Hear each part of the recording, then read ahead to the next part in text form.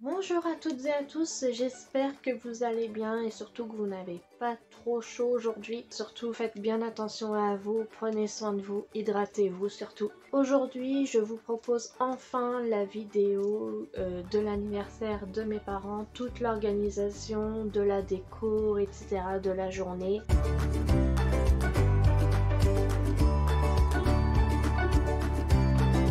Prêt pour 2020 et je n'avais pas encore créé Faites leur plaisir, donc je n'ai pas les vidéos de tout ce que j'ai préparé, enfin les tutoriels de tout ce que j'ai préparé. Oui, je voulais vous présenter tout ce que j'avais fait, je voulais les présenter là en vrai devant la caméra, mais malheureusement on a eu une inondation il y a quelques jours et donc tout ça a pris l'eau, donc tout est délavé et tout, donc je peux pas trop vous montrer tout ça, mais j'ai des vidéos du jour J au moment de l'installation, donc voilà, je pourrais au moins vous montrer ça et quelques photos quand j'avais créé tout ça en 2020. Tout a commencé au moment de lancer l'invitation. Je cherchais comme d'habitude un thème qui se rapprocherait de la journée. J'aime bien quand le thème est déjà dans l'invitation, ça donne un avant-goût. Et donc je me suis demandé ce que mes parents aimaient faire ensemble, etc.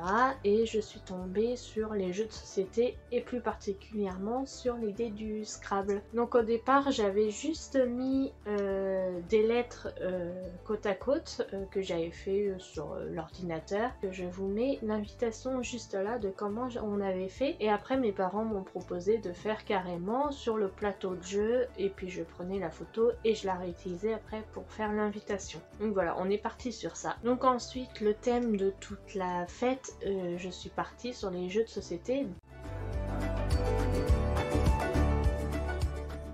Donc je me suis lancée dans la création de plateaux de jeux de société connus, donc le Monopoly, le Trivial Pursuit, le Cluedo et le jeu de loi. Et comme ça après les invités pourront jouer avec ces plateaux là de jeux. Et donc j'ai adapté chaque jeu à la vie de mes parents. Pour le Monopoly par exemple, je vous mets ça juste là, le Monopoly, tous les noms de rues, je l'ai fait par rapport à toutes les rues où ils ont habité, chacun quand ils étaient petits, puis après ensemble jusqu'à maintenant. Donc voilà, j'ai réussi à combler toutes les cases du Monopoly. Ensuite, voilà, vous avez les billets du Monopoly.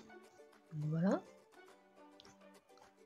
Avec derrière les cartes chance, cartes caisse de communauté, et puis toutes les cartes des rues. Et là-bas, vous avez les planches de la banque du Monopoly. Donc, en fait, c'est ouvert sur le côté et on peut glisser les billets de chaque valeur. Ensuite, pour le Trivial Pursuit, j'ai fait donc comme les thèmes, donc divertissement, histoire, géographie, art, etc. Je sais plus exactement ce qu'il y a comme thème au Trivial Pursuit, mais du coup chaque thème avait des questions sur mes parents, par exemple pour l'histoire, où est né, enfin voilà, après géographie, où est-ce qu'ils aiment passer leurs vacances, divertissement, qu'est-ce qu'ils jouent comme instrument de musique, enfin voilà, à peu près ces questions là. Là, les questions du Trivial Pursuit avec les petits camemberts. Et les camemberts qui sont avec du scratch.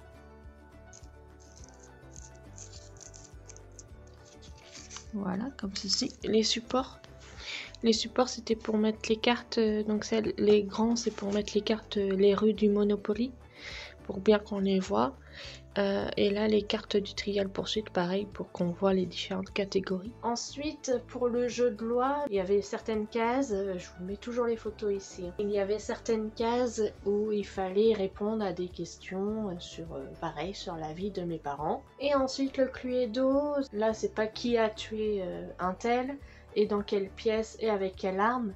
Là, c'était qui a goûté au gâteau, dans quelle pièce toujours, et avec quel ustensile. Donc si c'était avec la petite cuillère, la grande cuillère, un couteau et la pelle à gâteau. C'était avec ces différentes règles du jeu là. Et j'avais modifié un petit peu les règles parce que c'était pour jouer dans l'après-midi. Voilà, pour pas que ça prenne trop de temps. Et s'il y en a plusieurs qui voulaient jouer à des jeux différents, voilà, que les parties ne durent pas trop longtemps. Et aussi oui, c'était pour les enfants, mais finalement il y a des adultes qui ont joué avec. J'avais fait les dominos mais en couleur, donc avec des petits bâtonnets de glace. J'avais mis une couleur de chaque côté. Chaque joueur mettait après un bâtonnet de glace de la même couleur. Bon, le principe des dominos quoi. Je voulais vous montrer les petits pions que j'ai fait. Donc c'était avec de la pâte Fimo. J'avais fait des tout petits carrés pour se déplacer sur les plateaux avec les petits dés et les petits sachets aussi que j'ai fait main.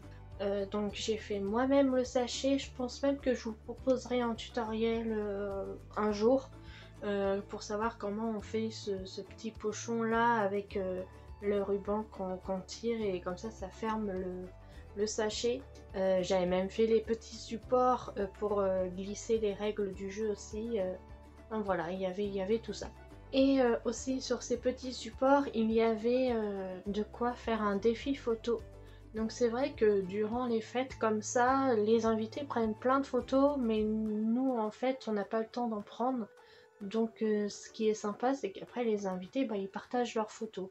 Donc là, il fallait prendre par exemple tous ceux qui étaient autour de la table, prendre quelqu'un qui fait une grimace, des enfants qui sont en train de jouer. Enfin voilà, il y avait plusieurs photos à prendre, comme ça faisait un joli souvenir à la fin pour que nous on récupère les photos.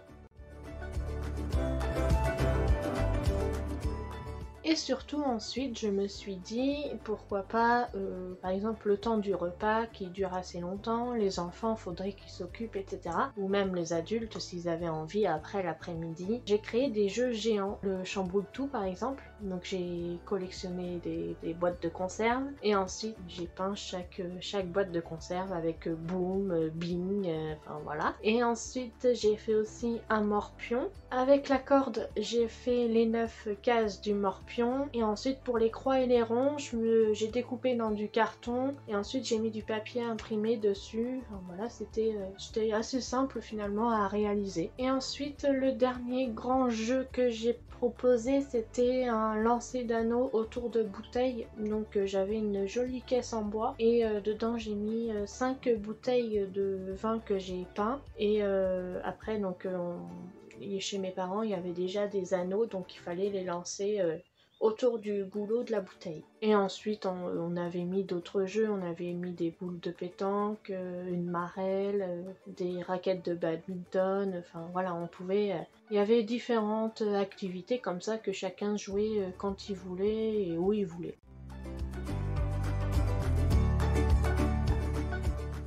Et ensuite, il y avait donc la décoration. La décoration, je me suis lancée dans plusieurs choses. Donc déjà, j'ai eu l'idée de faire un fond de photo. Donc j'ai utilisé un rouleau autour, il devait y avoir ça devait être du papier cadeau ou une nappe, mais avec un rouleau assez rigide, en carton rigide. Donc je l'ai peint en bleu. Et ensuite, j'ai fait suspendre des ronds que j'avais fait en papier de soie ou papier crépon, ou même du papier rigide tout court, en bleu, beige et blanc, et donc je suis partie dans ces couleurs là pour faire la décoration. Ça faisait un fond derrière les gens pour les prendre en photo. On aime bien prendre en photo les groupes des invités, c'était assez sympa à faire. Ensuite je me suis occupée de la cagnotte, donc j'ai trouvé une petite caisse en bois, ça devait être chez Audio je crois, et après j'ai recouvert avec du papier canson bleu et puis j'ai fait un petit nœud comme vous voyez là en fait.